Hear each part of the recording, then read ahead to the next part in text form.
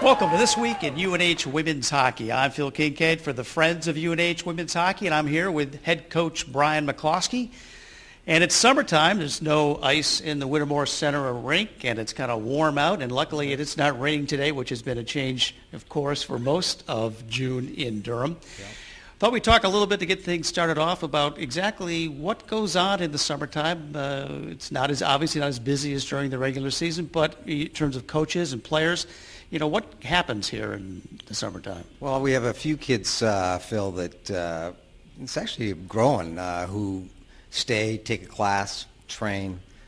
So it's not absolutely empty, the campus itself. From the coaching standpoint, May's a dead period. We're not allowed to travel, but what usually happens in June and May is we get a lot of kids, the juniors, going into their senior year, do their unofficial visits, so they get a chance to go around and see 3 or 4 schools. So a lot of time spent organizing and handling that aspect, the recruiting end, and then just a lot of general scheduling, equipment ordering, you know, the basic off-season stuff, getting yourself ready, and because as you know, the summer goes by fast. So it actually turns out to be busier than you think, but you kind of you're more in control. There's no firm schedule. The one thing being, though, the recruiting is probably the most demanding in terms of coordination and time.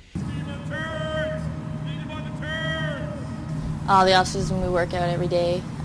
I try and get a little bit more running in during the off-season because your cardio kind of goes down because you're used to the ice conditioning. So I try and get a little bit more running in, and so we train for about 2 hours a day. Well, our warm-ups are pretty intense. We start off by doing like mile runs, and then we do some plyometrics, and our lifting is pretty intense. We do like legs one day, and the next day we'll do upper body, and it's pretty intense.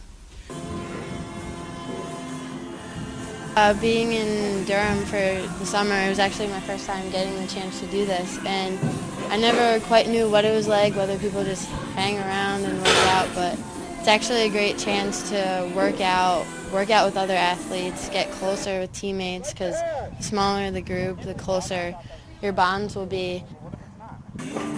Being with other athletes, there's not many non-athletes on campus in the summer, and it gives you the chance to just get motivated and actually have way less on your plate. You don't have 4 classes, you get to focus, and when you wake up in the morning, I know the first thing I think about is going to work out. It's really fun to get to know everybody a little bit better. I mean, I think personally that when we train together in the summer, because there's a small group, it's easier to push each other a little bit harder. And you get to know people's strengths and weaknesses and how you can help your teammates out to develop themselves as a player, I think. I think training at school, there's definitely an advantage. This year we were lucky we had, I think, a group of 5 of us that stayed up here, and I just feel like there's a little more motivation being around our strength coach, being around our teammates rather than working out by yourself at home. And I think that for the month of June at least, we had 3 solid weeks of workouts, and we created a good base for ourselves to get in good shape for next year.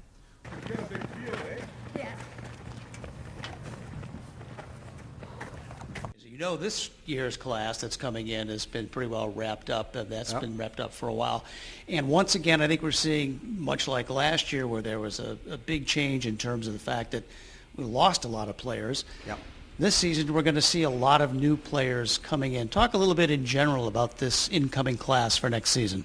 Well, we've got a rather large class, but of course our roster was quite undermanned last year, to say the least. It's a nice mix, a nice blend. We've lost a lot in the last 2 years to graduation on the blue line, so you're going to see a pretty big turnover on the blue line. Expect we'll have probably 4 freshmen playing on the blue line next year. And then we attracted a nice quality group of forwards that, you know, again, in terms of graduation, Jen Wakefield's gone to the national team for the year. We've lost a lot of, I mean, Sam Faber, the year before, Hitchcock, Sadie Wright Ward. I mean, we've lost a lot of firepower in the last 2 classes. So this will be a nice class in the sense that I think it's a a great building class, but it's a class that's going to have to step in and assume a lot of ice right out of the gate.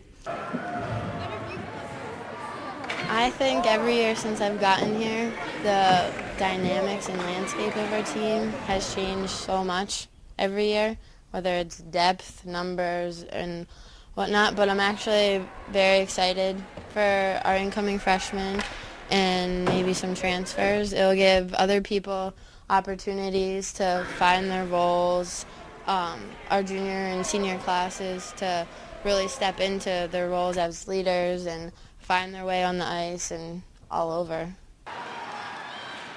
I definitely think it was a dramatic change from last year to this coming year. I mean, we lost 5, they're really good players, and I think that some of our freshmen are going to do well. Some of them are going to have to come in and step in and play really big roles, and I think that everyone's looking forward to the season. I mean, we have 9 or 10 incoming, and I look forward to getting to know them and getting their pace going. I think coming from a small team that when you learn how successful your team can be with a short bench, I think a lot of the girls are going to be able to show some of the younger girls how a close team can be very successful. So regardless of the numbers, I think we're all going to portray the image of having a close team as equal success. So I think it's going to be a challenge. I think the upperclassmen have a huge role to play with teaching the freshmen and the transfers kind of the ropes of our university and how our team works. And it's going to be fun. It's going to be interesting. We're looking to defend for me at least, our 4th league championship in Hockey East. So it'll be our 5th in a row then. But yeah, I just think it's going to be filled with obstacles and challenges that we have to overcome as a team.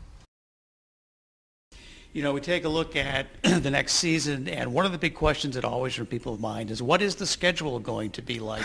And I know that probably there are a lot of reasons, the economy being one of them, have forced some adjustments in the schedule coming up this season. Yeah, it did. I think a lot of teams had to look a lot harder at their travel schedule, which we're fortunate being the part of the country we're in where we can control our costs, and we have a lot more geographic advantages than schools out west. They have no choice but to travel.